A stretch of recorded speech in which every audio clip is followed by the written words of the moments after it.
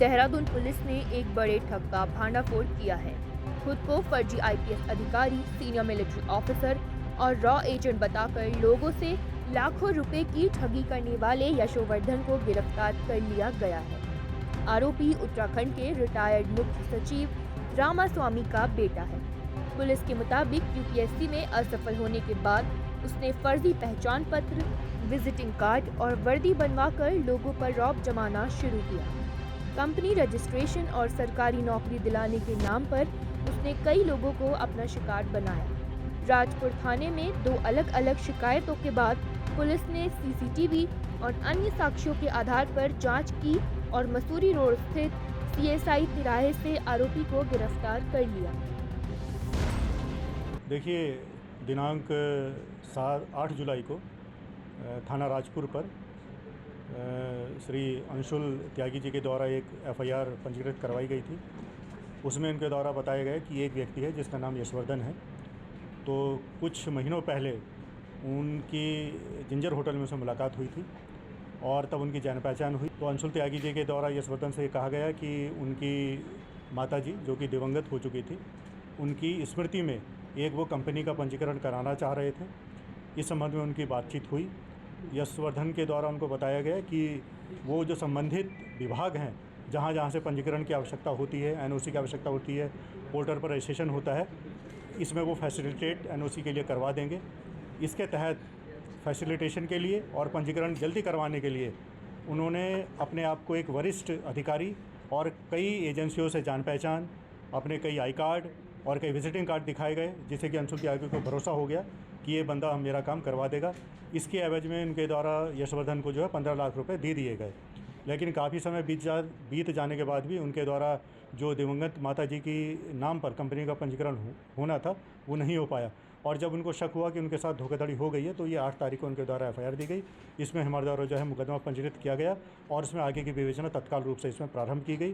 पहले इसमें मुकदमा 420 धारा में हुआ, लेकिन जैसे जैसे साक्ष्य एकत्रित की गई तो इसमें 467-68 जो कि अब नई धारा जो है 338 हो गई है, 340 दो हो गई है, उसमें मुकदमा ये पंजीकृत कर लिया गया था। इसके अलावा एक और एप्लीकेशन कल हम लोगों को जो है एक डॉक्टर साहिबा हैं जो कि कैनाल रोड की रहने वाली हैं, उनके द्वारा एक और एप्लीकेशन यशवर्धन के द्वारा धोखाधड़ी के संबंध में दी गई, जिसमें इनके द्वारा बताया गया कि वो एक पीएचडी स्कॉलर हैं और वो यशवर्धन के संपर्क में आई।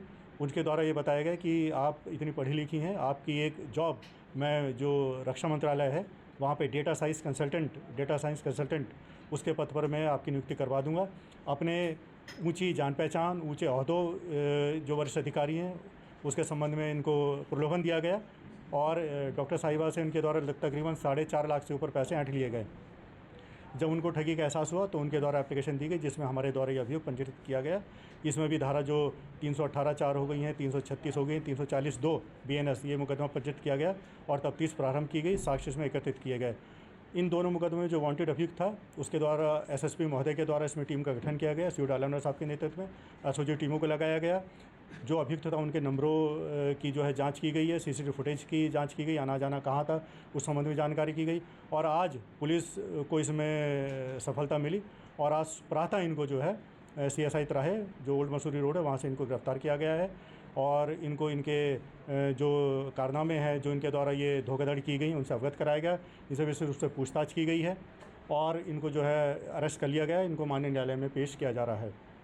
इनसे पूछताछ की गई तो पता ये चला कि एक भूतपूर्व जो रिटायर्ड वरिष्ठ अधिकारी हैं उत्तराखंड के, उनके ये बेटे हैं और तकरीबन 35 साल की उम्र है और ये पढ़ाई लिखाई में शुरू से ही दिमाग से तेज़ थे। पढ़ाई लिखाई भी इनकी काफ़ी अच्छी थी। अपना ग्रेजुएशन वगैरह करने के बाद इनके द्वारा यूपीएससी की तैयारी की गई, लेकिन कई अटैम्प्ट के बाद भी ये सफल नहीं हो पाए। और क्योंकि इनके पिताजी जो हैं एक वरिष्ठ प्रशासनिक अधिकारी रह चुके थे, तो बचपन से ही जो आना जाना था, वर्ष से मिलना जुलना था, जो एक चार्म रहता है वो इनके मन में पहले समा चुका था। तो इनकी भी इच्छा थी कि ये वरिष्ठ आईपीएस या आईएएस अधिकारी बने। तैयारी इनके द्वारा की गई, लेकिन ये सफल नहीं हो पाए और शायद संभवतः फिर इनके द्वारा दिमाग में यही बात आई कि किसी तरीके से इसको पावर को मैं कैसे एंजॉय करूंगा। तो ये सब ये धोखाधड़ी के रास्ते पे ये चल पड़े।